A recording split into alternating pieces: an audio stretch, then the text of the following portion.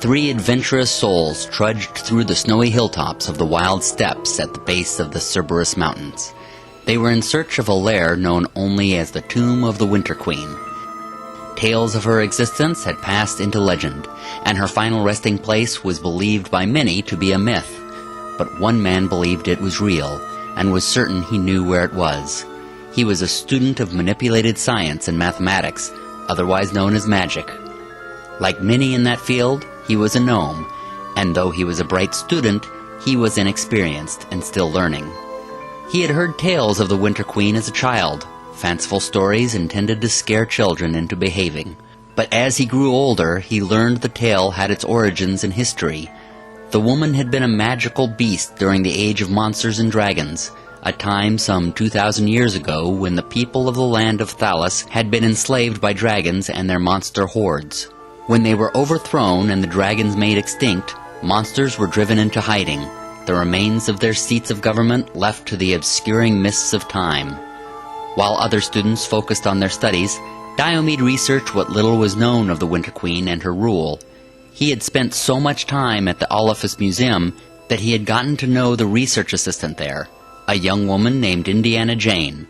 Not associated with any known entity and is legally unique. Just barely.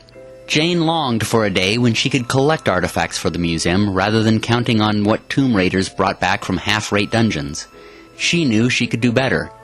Like Diomed, Jane had spent time researching the histories of people and societies once thought to be only myths. Only in her case, her research helped the museum, and she caught the attention of her supervisors.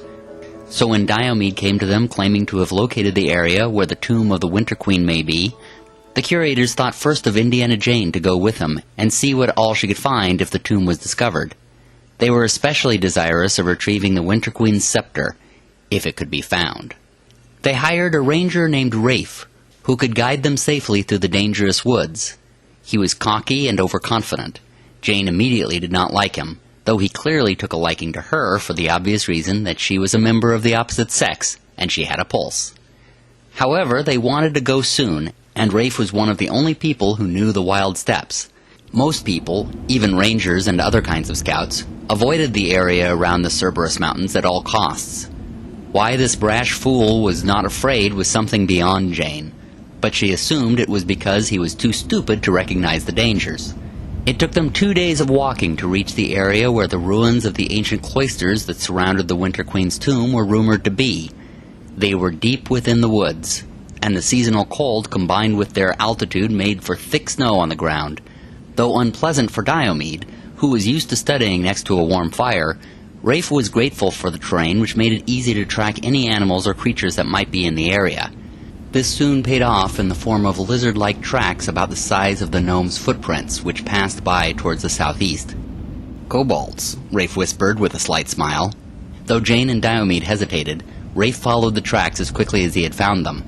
They would be easy prey to capture and forced to tell them where the ruins were. He first came upon the carcass of a snow leopard recently killed. Their killers were easily traced as the kobold tracks went from the animal's body toward the east, along with a trail of blood. The party soon found a trail of smoke rising into the sky, the kobold's campfire. This made it easy for the 2 humans and the gnome to sneak up on the small monsters from a fortuitous angle. The kobolds were cooking the pig they had recently hunted, and were focused on their hunger. The 3 hunters whispered about what their move should be, Rafe favoring a plan to surround them, and Diomed not wanting to split up. Indiana Jane had enough of the talk, and took action, firing her bow and taking down one of the kobolds. The kobolds took notice, and 2 of them zeroed in on Rafe, who quickly loaded his bow and fired, missing both of them. That left it up to Diomed, who had to cast a spell to put them both to sleep. The one remaining kobold, seeing his 3 buddies fall, turned and fled into the pine woods. "You see," Rafe exclaimed, "if we had surrounded them, we could have stopped that one." "Too bad we don't have someone to track them," Jane argued sarcastically. Diomed told them both to calm down.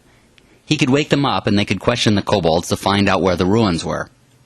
Jane asked how they would convince the creatures to talk. Soon Rafe and Indiana Jane were holding the kobolds above their 2 fire pits. When they could get them to stop screaming, Diomed told them that the first to tell them where the ruins were would be spared, and the other would be dropped into the fire. Rafe's kobold was defiant, claiming that neither of them would speak. They would stand together as brothers, never giving into the way of the big folk, and the other interrupted and said he'd show them the way. Rafe's kobold looked at his partner surprised, and Rafe knocked him unconscious. He tied him up and left him to the side. Rafe considered killing the creature, but couldn't bring himself to do it. What was one more kobold in the world? There was another race of creatures in the world far worse than kobolds, of whom Rafe would have no mercy. The Longmons, otherwise known as the Elves. Like the monsters of the south before them, they had invaded from the east and enslaved mankind. Men had only escaped their enslavement with the help of the gods they had created only a couple hundred years ago. To many, the elves were a long-ago piece of history, best left in the past. But it was much more personal for Rafe, and he would sooner kill an elf than even gather information from it, no matter how important the mission.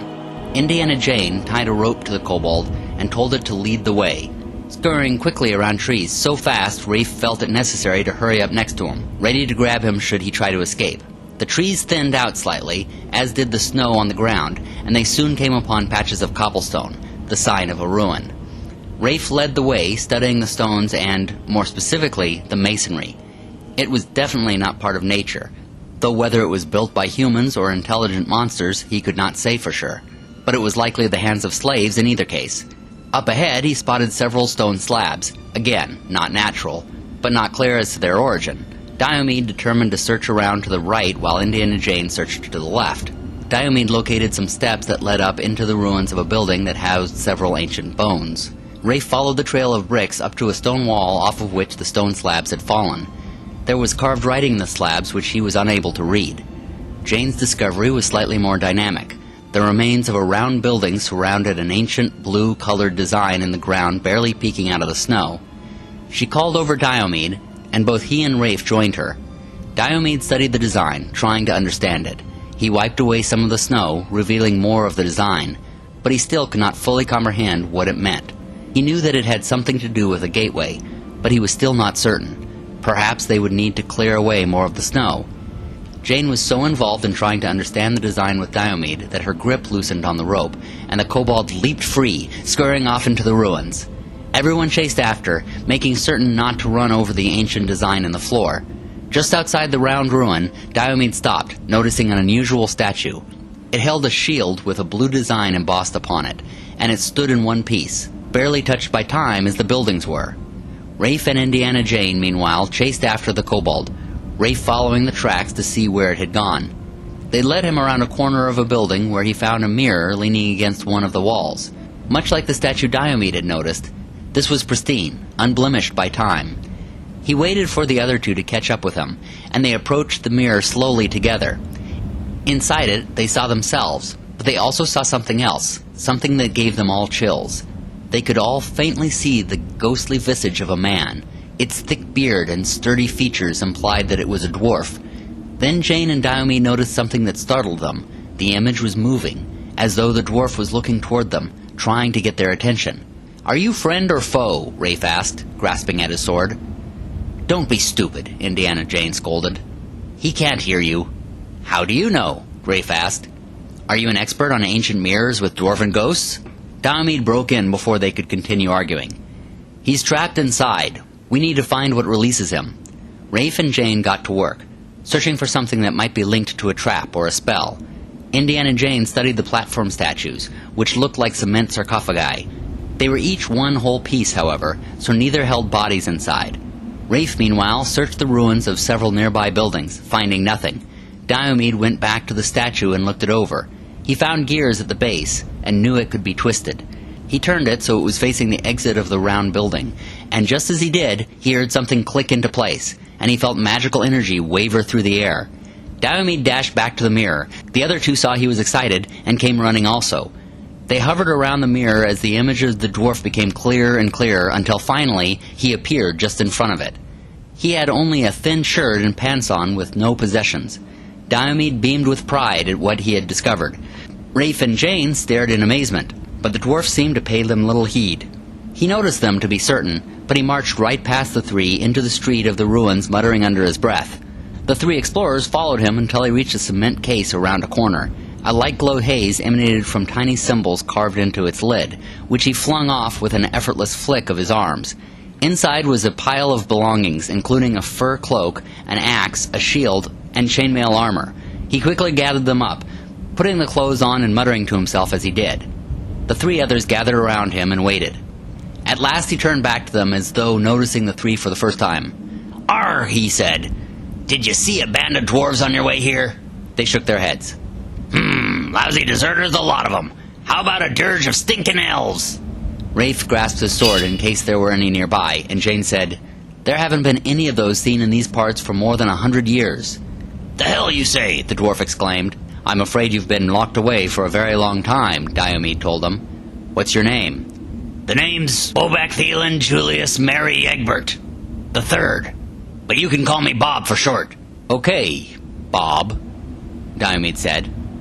"We are Diomed, Rafe, and Indiana Jane.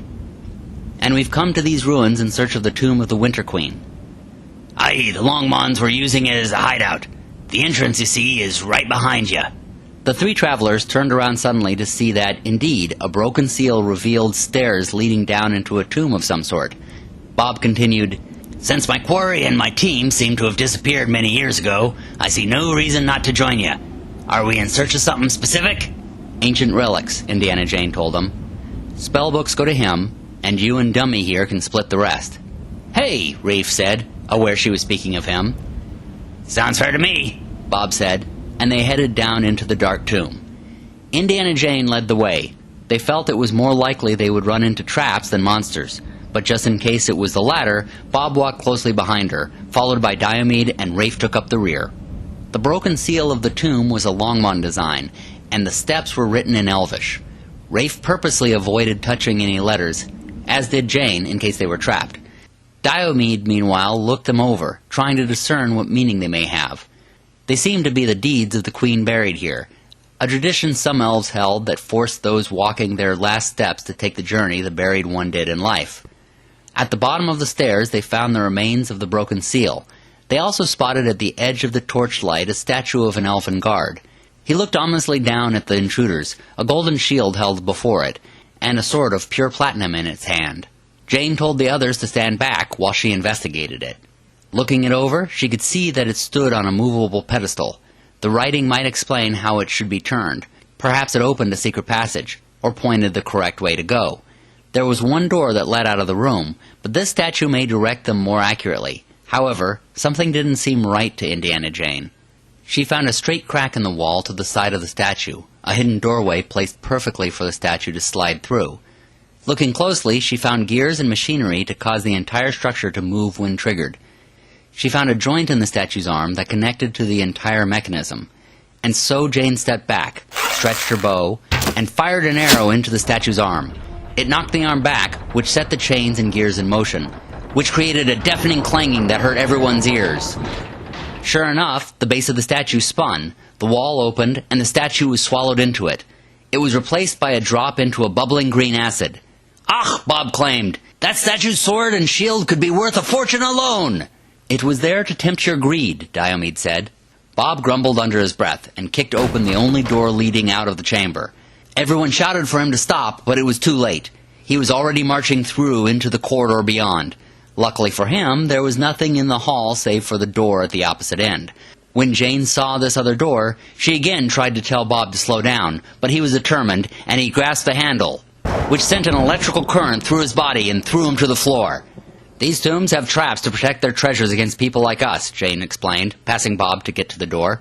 She studied it, found the mechanical and magical components that set off the trap, and disarmed the door. Once it was safe, she opened it wide. Inside was the chamber of the tomb of the Winter Queen. There were 2 golden candelabras with eternally glowing flames, a small table with a blue crystal globe, and the sarcophagus in the middle. The sarcophagus was adorned with carvings of skulls and roses as well as golden trim and decor. This was the epitome of Longmon culture and thought, delicate beauty mixed with skulls and bones. Beyond the sarcophagus stood 4 metal doors with gaps laced with bars to allow one to see to the treasures beyond, but not to be able to get to them. There were piles of gold, silver, copper, and platinum, containers made of and filled with precious metals mixed with the coins and other treasures of the ancient queen. And this was just one of 2 chambers. Diomed and Bob stood at each door taking inventory and divvying up the treasure between them. Diomed identified the magical items while Bob counted the gold. Indiana Jane and Rafe, meanwhile, went to the sarcophagus, looked it over, then removed the lid. Nothing. There had been a body in there at some point. They could see some dusty remains in the blackened state of the linen, but the body had been removed at some point. Just as they were coming to this realization, Bob and Diomed were coming to a realization of their own. They decided to twist the candelabra, and as they did, the door swung open. Excited, they started to go through, but suddenly, small, spindly bodies dropped from holes and roots that snaked their way through the ceiling.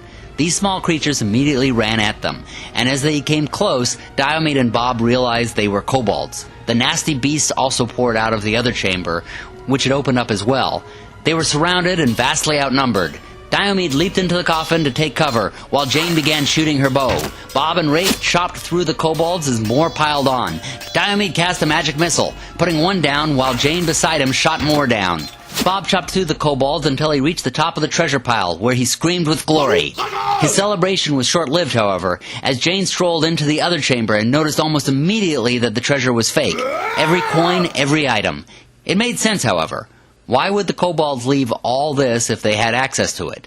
They had likely been the ones who stole the body. Diomed studied the globe. He recognized its decor from his studies. Handled in one way, it was a trap. Handled in another way, it opened a secret door to a passage further into the tomb.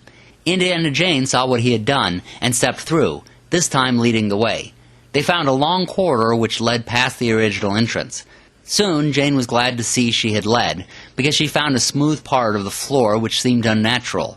She threw a large stone on it, and the floor in front of them dropped into another vat of acid. Each of them had to jump over the newly created gap. For Jane, it was no problem. She was there to catch Bob, but he managed to make the jump without much difficulty. Diomed told Rafe to wait, and he chanted an incantation, calling forth a disk of energy which carried them both across the gap. "You're just showing off," Rafe said. "What good is magic if you don't use it?" Diomed retorted. Once past, they found themselves at the back of the tomb. There were several chambers, all of them in ruins, clearly ransacked by the kobolds, which dropped again through root systems and vines dangling from the ceiling. Jane made room for Bob to slip through, and he rushed forward, blocking the way so none of the little creatures could get by. They tried to stab him, but almost single-handedly he chopped them all down. Once he had made quick work of the little buggers, Jane approached the only door. It was heavily locked, so she picked it, and managed to get the ancient chamber open. It was the only room the kobolds had never gotten to, and it had a real treasure in it. The treasure was nowhere near as large as it had been in the other chamber, but it was a solid discovery for a small group such as theirs. Most important to her, it included the Winter Queen's scepter, the very artifact the museum had hoped she would retrieve. Diomed looked in an alcove where he found a decorative dragon urn. He had to stretch to his tiptoes to look inside, and when he did, he found several gray stones of no importance, but one of them in the center was the deep black, darker than the eye could sense. So dark was it that the mind had trouble registering it or remembering it when he turned away. Diomed reached in and immediately felt the energy emanating from the stone. He pulled it out and placed it in his pack. In the other alcove, he discovered an ancient tome resting upon the lectern.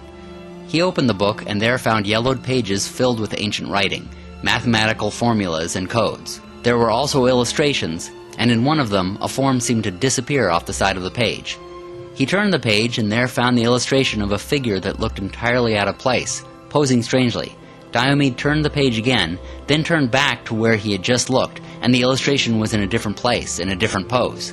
"Did that move?" he asked, and suddenly the illustration rushed off the other side of the page. Diomed flipped through the pages looking for it again, but could not find the figure, just other formulas and illustrations. His finger felt something soft poking at it, and he looked over to see a rat sniffing his finger. "Get on," he scolded, trying to shoo away the rat. But the rat would not be moved, and it grabbed the page in its hand and turned it a few times until the illustration was found again. It was trying to remain still, but was obviously shaking. "You are a smart rat," Diomed said. "You've been hanging around this book too long, haven't you?" The rat nodded and hopped onto his arm, then up to his shoulder. Diomed shrugged, then looked down at the illustration and said, "I'll deal with you later." Then he closed the book and placed it in his pack. Rafe, meanwhile, wandered into a different chamber all by himself. He seemed less interested in the elven treasure and was looking over the ancient room. Indiana Jane went to ask him if he'd like to claim some of the other treasure before they began to carry it. She stopped, though, noticing something strange about the back of his head. One of his ears was sticking through his red hair. It was pointed. She found it odd, as she knew his hatred for the elves, but here he was hiding a secret that he was, at least partially, the very thing he despised. Rafe turned to see her, and was apparently unaware of what she had noticed, as he made a small quip. She smiled, pretending that she found him charming, and asked if he was ready to go. "Ready as I'll ever be," he said.